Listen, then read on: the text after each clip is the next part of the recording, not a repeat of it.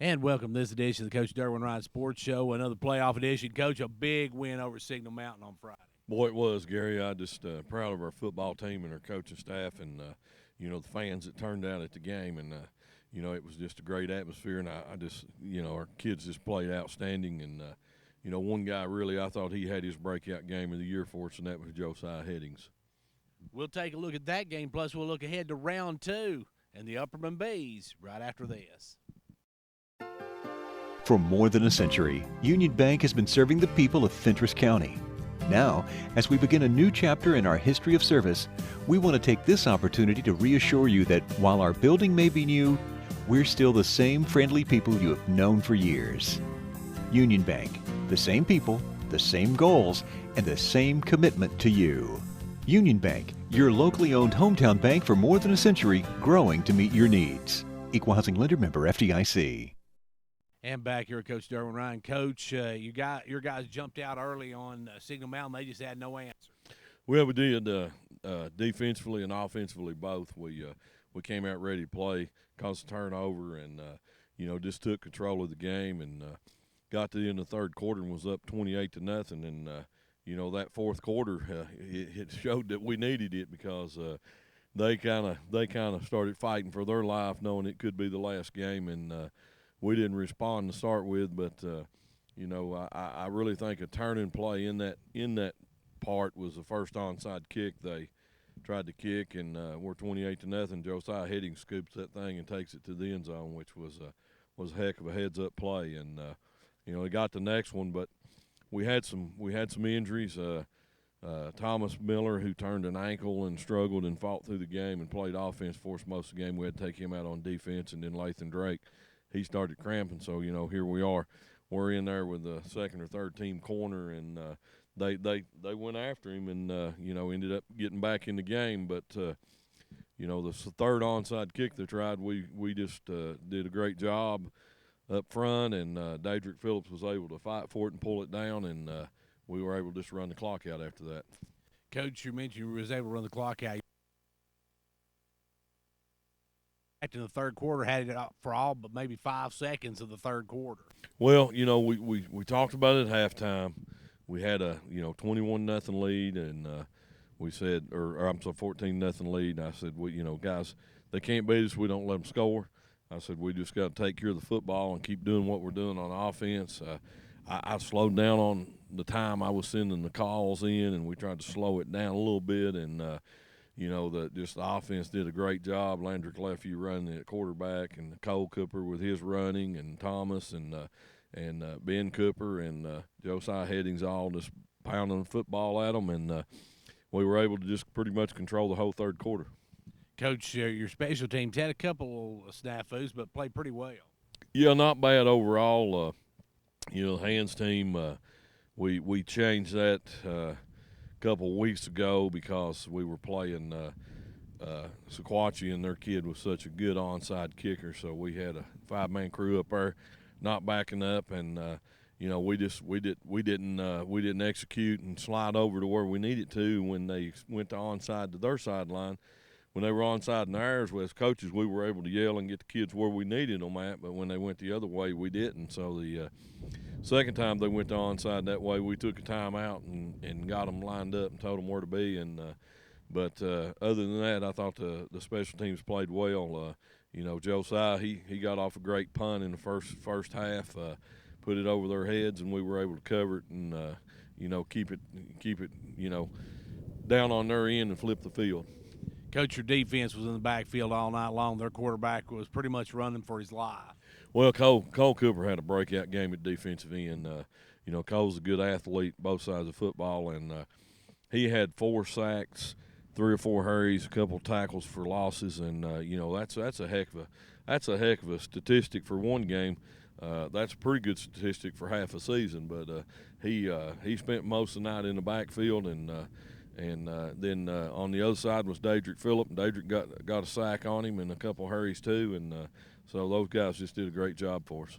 Coach, it was a dominating game, but you did come up, as you said, with a couple of injuries. How are those injuries today? Well, Thomas Miller's the worst one we have, and he's just going to therapy each day, and yesterday he's still hobbling. He's not walking on it well at all. So at this point we don't know whether we'll have him at all for the game Friday night. We're hoping we will, but we'll just have to see how he responds to it the next 2 or 3 days and see where he's at Wednesday and Thursday. Coach, of course, you're getting ready this week with what's going to be what may be another one of those wet ball games. Yeah, it is, and it's atmosphere and team that we played earlier in the year, and they put one on us. They out hustled us, out hit us, and out executed us the first time we went down there, and our kids know that they've got to go down there and bring their A game, and we've got to go down there and do things better than what we did the first time, Gary. And we mentioned the game the first time. We're talking about the Upperman Bees. That's our opponent this week. We'll head to Upperman on Friday night. So we'll take a look at that when we come back. For more than a century, Union Bank has been serving the people of Fentress County. Now, as we begin a new chapter in our history of service, we want to take this opportunity to reassure you that while our building may be new, we're still the same friendly people you have known for years. Union Bank, the same people, the same goals, and the same commitment to you. Union Bank, your locally owned hometown bank for more than a century, growing to meet your needs. Equal Housing Lender, member FDIC. And back here, Coach, you got Upperman, as you said, you saw them once this season. Well, they're an outstanding offensive football team and defensive team. They did a great job of making our wing tee spill and bounce outside, trying to take the off tackle and the inside things away from us. Offensively, number 5, their quarterback, he's a tailback at quarterback. I mean, this kid can really move. He's fast, runs the ball well. And number 24, their tailback, he's an outstanding runner. He's a solid kid. He's a hard runner. He's quick, but yet he's one of those guys that he's hard to get off balance. And those two guys right there account for a lot of their offense and mainly their rushing offense. And then at the receiver, number 4, the Bush kid, he's quick. He's a good player. He scored the first 2 against us when we played him the first time on RPO, and we didn't do a good job on him, and we've got to get that corrected this go around. Coach, what you got to do to move it against them? Well, I felt like the other game we just we didn't chip, we didn't block well, we blew assignments. I don't think we have to do a lot of things different. We just got to do a lot of things better. And the big thing is that we've got to do a good job on the one-on-one blocks, and offensive line's got to stick with blocks. And then they bunch the box. They put 10 in the box. So once we double team, we've got to chip up to the next level and get that linebacker or that safety. And the last game we just didn't do a good job of that at all. Coach, your defense last time gave up a lot of points in the first half, but it was like a tale of two cities. You shut them down in the second. Yeah, we went in half and got a few things corrected, and it was a good second half for the defense. But we know that this is an explosive offensive team, and our work's going to be cut out for us on Friday night, and we've got to do a good job of stopping their run game. And, Coach, you got to also have a good night with secondary as well, because McAllister can throw the ball. He can. He can throw the ball.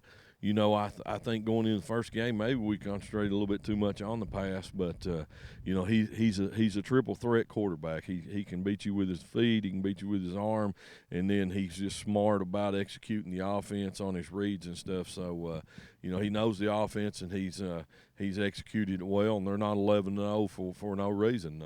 He does a good job with it.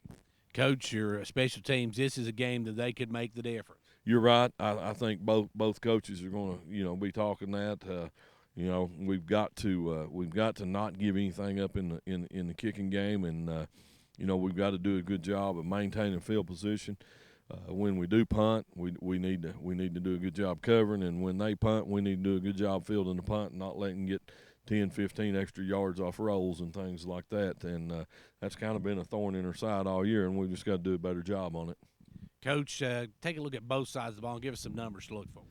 Well, I mentioned offensively 5, 24, and 4. On the defensive side, 20, 18, 88 at defensive end. Big kid does a good job squeezing down, and their quick defense. in the back end, and they're a pretty good sized defense in the front end. So you know, they've got a good, solid defensive alignment and set. They're a 50 defense, and they slant and shade out of it. So you know, they move around on you. So you've got to know your assignments up front offensively. Coach, after that first game, a lot of folks say revenge, a lot say redemption. What do you feel? I feel it's second round, and the team that survives moves on. And you know, both teams are going to come in this game and throw everything they got to keep that playoff dream alive and keep that, you know, moving towards the third round, fourth round, and hopefully get to a state championship game. So, you know, our kids got the second round last year, and we didn't go and perform at Red Bank like we're capable of. And I hope they've got that memory and that taste still in the back of their mind, and they say, you know, we got to go and we got to play our best game. So, you know, me, that's what I'm preaching as a coach is, you know, if you want it to end, it'll end. If you don't, you've got to go fight, and you got to give everything you got. And you know, I'll mention a play from last week.